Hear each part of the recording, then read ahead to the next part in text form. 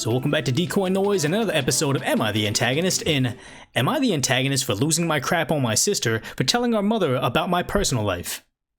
So as always, I want to make sure you subscribe down below with the notifications on, so twice a day I can remind you to just take a nice break from whatever's going on in the world, because the world is getting crazy, and I just want to make DecoyNoise a consistent place where we're just going to relax, kick back, and just unplug from the world. Well, not unplug from the world, but okay, whatever. Let's just get to the story.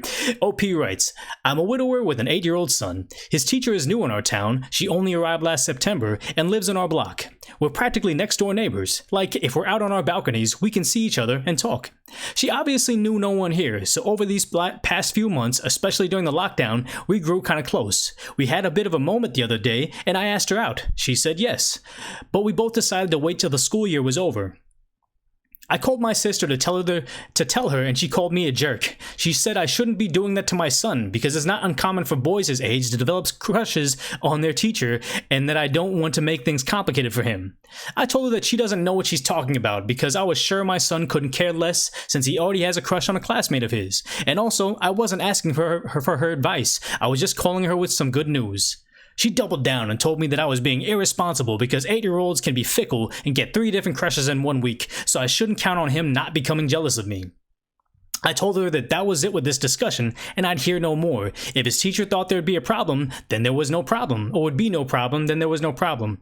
She apparently thought that it wasn't good enough point either, because since she isn't the most experienced teacher, she's 25 and has only been working for a couple of years, and then started saying how she's too young for me anyway. I'm 35, and that I always try to date younger, and that maybe it's time for me to look for a woman my own age. She wasn't aggressive with that last remark, but it still stung, and I was already a bit riled up from what she had said previously, so I told her that I had enough and hung up before I lost my temper. 2 hours later, my mom called me and started saying the same things, parroting my sister. I tried to calm her down and promised that I'd be extra careful, that I'd break up at the first sign of trouble. But then I immediately called my sister, and yeah, it wasn't pretty. I told her that she should have never involved our mother in this, and the last thing I wanted to have was her following my disappointing love life so closely. I may or may not have called her various names, but I felt that she had no right to do that, and it was a huge breach of trust. So as always, gotta take the case over to Decoy Court where I give you my knee-jerk reaction, and then we read over some of the top comments and the controversial comments, but I'll just go ahead and say that Exhibit A is, the word of the day is projection. Like, how does a sister first go out on a limb saying that, oh yeah, your son might have a crush on the teacher, then a minute later, well, he does have a crush on the teacher, so now you're convicted of being a bad dad because you made your son jealous. And it's like, how do you jump from, hey brother, sometimes this thing happens, to how dare you? Like, what? They made a kind of a big jump right there, which is like, Exhibit B is, oh yeah, she's too young for you. And why is a sister projecting her own prejudices on dating onto her brother that seems to be at least trying to do the right thing? Like, the sister's basically saying like, oh, well, I would never date someone 10 years younger than me, so you need to be held to the same standard. And why are we projecting our own insecurities on other people, let alone family? I'll never know, but it does kind of remind me of that one story I saw on Reddit where it was a K-pop star that started dating another K-pop star. The guy was like 35 years old and the girl was like 20-something. And then when I read it, it was like r/K-pop lost their minds over this. Like, I saw one guy like get heavily upvoted saying, oh, I would never date a girl that young, and I would frown on anybody that would also date somebody that young as well. Like, shame on him. And it's like, in my mind, I was like, first, that K-pop star isn't your average 20-something-year-old. Like, they've toured the world multiple times, they've made hundreds of thousands of dollars, and their brand is worth millions. We're not talking about the average 20-year-old. We're talking about like a celebrity, and it's... What I saw was just that poster was like, no, since I wouldn't do this, you can't do this either. And what they really mean is like, hey, I could never pull that off, so I want to shame you so you can never do the thing that I couldn't get, which is clearly seen in Exhibit C over here, which I'm saying the sister's explicit Karenism. Like, I need to control you, you need to follow the rules that I just arbitrarily made in my mind. So the sister can't be like a full Karen and call the police because the brother's dating his son's teacher, so she can do the next best thing and say, oh, I need you to comply, so I'm gonna call mom. I'm gonna see, I got you in trouble. A sister tried to be high and mighty and tell, OP that he was super wrong, how he was living his life, and if shaming him won't make him comply with her standard of living, maybe she can get the mom to make him change, which is like, why does a sister have a weird urge to control the way the brother lives their life? But to not detract from the story, we're only going to judge OP right here. And I'm going to go ahead and say he's not the antagonist, because I could understand if OP was somehow taking advantage of the teacher. Like if we had some sort of power over her where it's like OP's a teacher and the girl is the mom of the son. Like if OP was like, hey, I see that your son's failing. How about we grab some drinks and discuss how we can, get him to pass over here? Yeah, shame away. He's doing the wrong thing. But this isn't that. That's just saying, it's just seeing the brother and be like, hey, how'd you get out of that loser box I put you in mentally?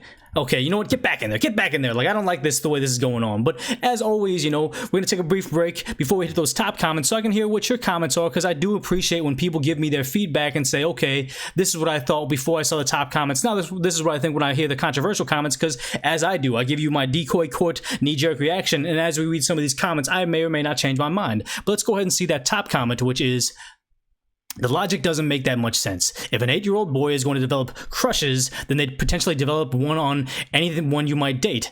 I'd be more worried about bullying if his classmates discover his dad is dating the teacher, but on the other hand, life is short. If there's chemistry, at least go out for dinner and see what happens. If things do get increasingly seriously though, you might work out on how the relationship between the three of you is going to work.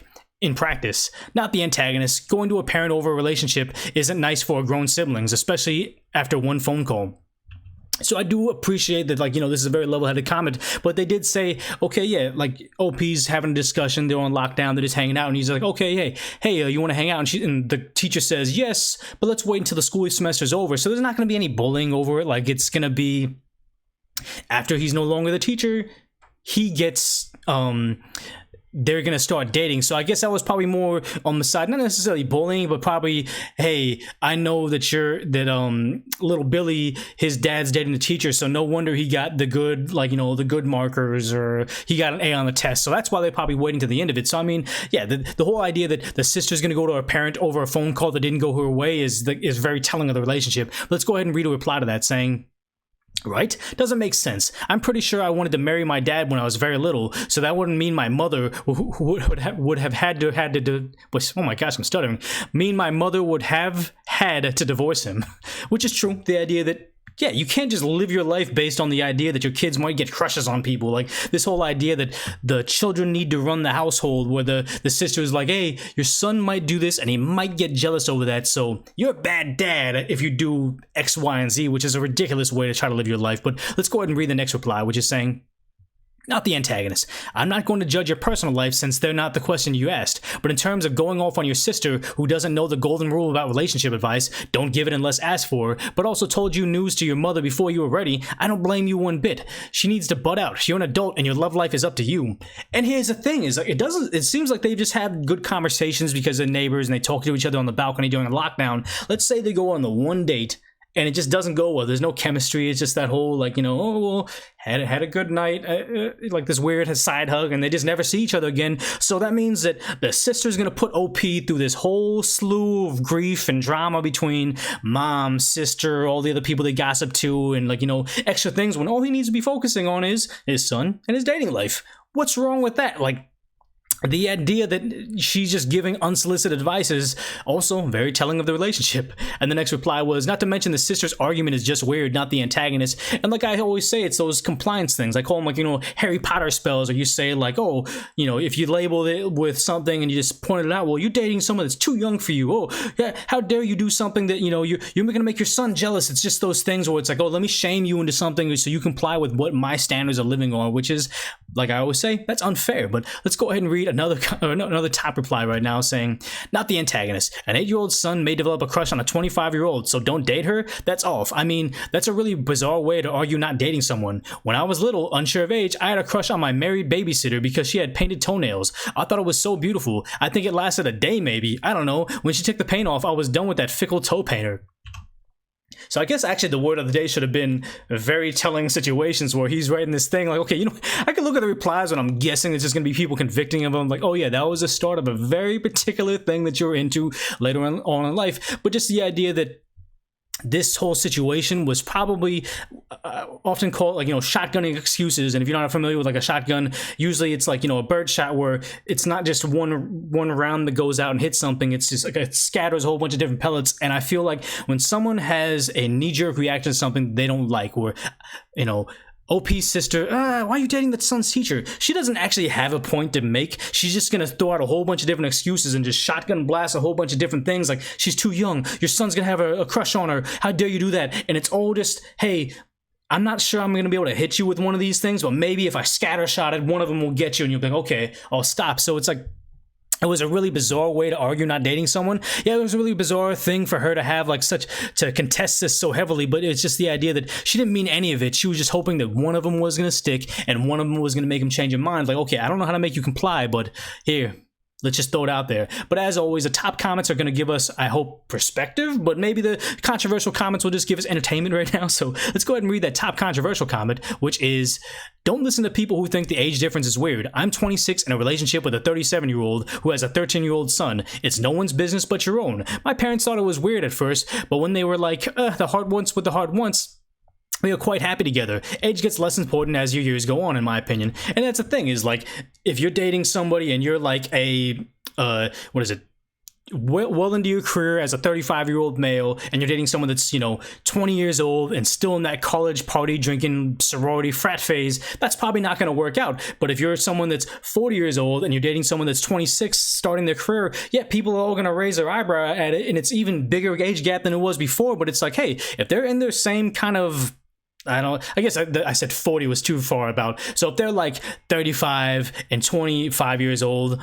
just like this situation right here, if they're in the same point of their career where they're already established in the field they want to be in, they're kind of overlapping as far as like, being able to support a family and wanting to settle down and have a family. So I feel like this was 100% okay, and especially since they were being responsible about it. But for whatever reason, this person right here got downvoted because this situation, maybe they came late to the story and they got downvoted and that was the only thing they got. It's hard to say, but let's go ahead and read that next controversial comment saying, everyone sucks here. Your sister is nosy and bat crap.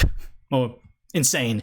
Your mom is also nosy for you dating your son's teacher. You really think that was the smartest idea?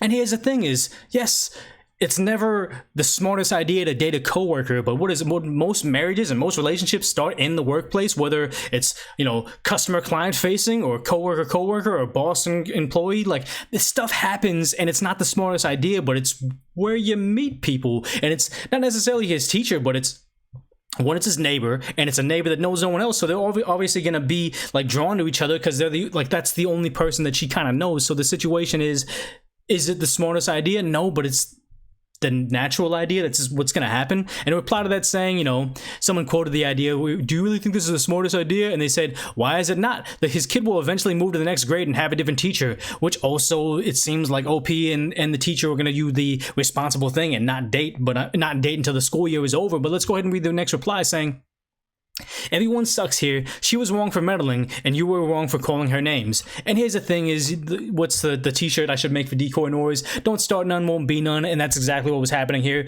Obviously, I always argue the idea that this isn't, am I justified or am I right? This is, am I the antagonist? And he probably was a little bit antagonistic for yelling at her and calling her names because he was upset with the way she was acting. But at that point in time, it was just, hey, you don't got a leg to stand on. I try to be civil and say, no, we're not having this conversation. Then later on, he's like, okay, I'm hanging up right now. And then later on, now the mom's jumping down on him. So it's like, okay, so if I'm civil and I tell you, no, thank you, and I hang up on you and said, this conversation's over, I just wanted to share a happy moment with you, and then they just keep on going, what's the next step other than probably getting a little bit aggressive, getting a little bit angry? It's you should have a brother-sister relationship where you guys can get in fights and still come together later on and be siblings and be family. So if you can't yell at anybody, if you could yell at somebody, it probably should be someone that you love and care about. I guess that's a really bad analogy, but let's go ahead and read the next reply saying, congrats on getting a date. I'm married to a woman 8.5 years younger than me, and we have an amazingly happy relationship.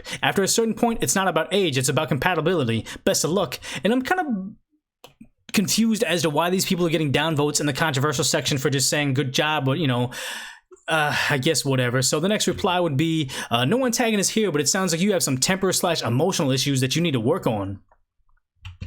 That's a stretch right there. Like, wait, just because he's having an argument with his sibling? Like, I feel like a lot of the times in the Am I the Antagonist section, it's a lot of people trying to hold OP or other people in the situation to a standard that's unattainable. Like, you need to be that robotic never reacting to anything, being completely even-minded, never have emotional responses and do the wrong thing. We're all gonna do the wrong thing, and he did the wrong thing there, and he understands it and try to stop himself from doing it. So I mean, just the idea that they're gonna go on a limb and say you have temper and emotional issues because you have emotions and you emote. It has no place in my opinion. But I mean, as always, drop your comment down below. Let me know if you've changed your mind as this post went along. But I mean, as always, subscribe down below if you haven't already with the notifications on, so we can kind of have this Decoy Court party 2 times a day. Go over to DecoyNoise.com if you want to apply to become a moderator for the Discord channel or the subreddit r/DecoyNoise on Reddit to submit your own stories. Maybe we can cover all those at some point in time. But if nothing else, put this on autoplay and watch the next Decoy Noise coming up next.